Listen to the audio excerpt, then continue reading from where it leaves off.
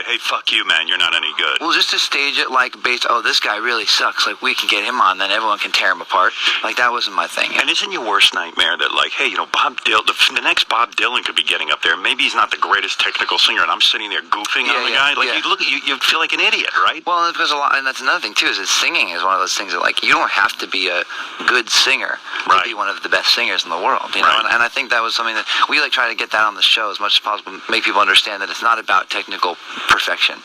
So they come to you, and NBC and Burnett, they all come to you. They pitch you this new idea. We got to show The Voice. They explain the chairs, and you spin around and all that, and you kind of go back and go, okay, I'm going to think about it because Burnett's so charming. He's the salesman, so to speak. He sold me, and then it was about who else they were going to get. That's the thing. So when he sold you, the rest of those chairs were wide open, right?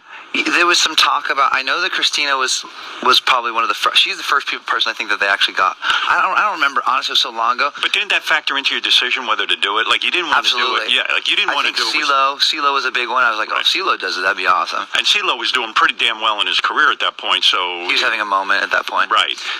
But yeah, I think that once I realized, okay, CeeLo, Christina, these are like really legitimate, awesome people. Right. I didn't fucking have any idea who Blake Shelton was at all. Right. Like, I'm like, because I think they were talking about I think maybe even Natalie Maines maybe was like. Yeah, maybe. I don't know. There was a bunch of people in the works, and then they got Blake. It was so awesome because we went to the first NBC meeting to talk about the show. Yeah. And I was like, we were sitting there having this meeting with all the executives, and those are really intimidating meetings, especially in the beginning. Right. And this guy's there, and I'm talking to this guy, and we're just laughing, having a good time. And then, like, literally the end of the meeting comes around, and I'm like, that guy was so awesome. Like, who's that dude? And I was like, that's Blake Shelton. That's, to be on the show with that guy. Like, I'd never even. Did you think he was one of the executives? I was like, I like this guy. He's cool. Like, well, it's good because he's gonna be on the show with you. But too bad he can't sing or do music because he'd be good on the show. And then you go, oh yeah, he is in music. Yeah, he's literally a humongous country artist. Isn't it almost like with country? I mean, things have changed up, but country at times is like in its own world musically. Like, you don't even know it's like a cult. You don't know what's going on over there. It's crazy because it's it's country music. It's like every station in the country. But I don't know anything about it at all. And so they put this thing together, and in a way, you got to also say, gee, it really does matter who the other judges are, because in a way, you're endorsing them too, right? Yeah. Well, if it had been a bunch of weird, junky people, we'd be like, oh, this is weird. Yeah, like, I feel strange about it. Yeah.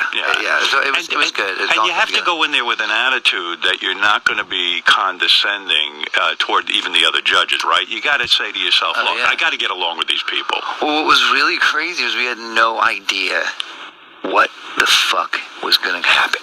Like, we didn't know what we were doing. We barely knew what the show was about. Was the show on in another country? It was in Holland, and it was. Did you watch the Holland version to sort of give yourself an idea? I watched 5 minutes of one of the Holland ones, but then that's all I needed, because when I saw the vibe, it was so cool. It was like everyone was having fun. It was an inspirational show. It wasn't. No one was getting cut down. It was cool, and it was the button thing. It was like the gimmick of the button was so seductive. You're like, oh my god, this is really could be special. Right. And then like we showed up and had literally, because it's obviously not scripted, there's no preparation. You just show up, you get in these chairs, which at the time we were like, okay, we're getting these stupid chairs now and do this.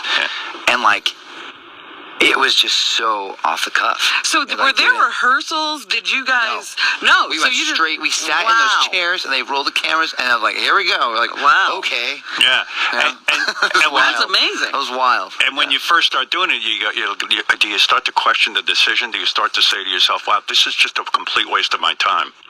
I had like a defiant attitude of, well,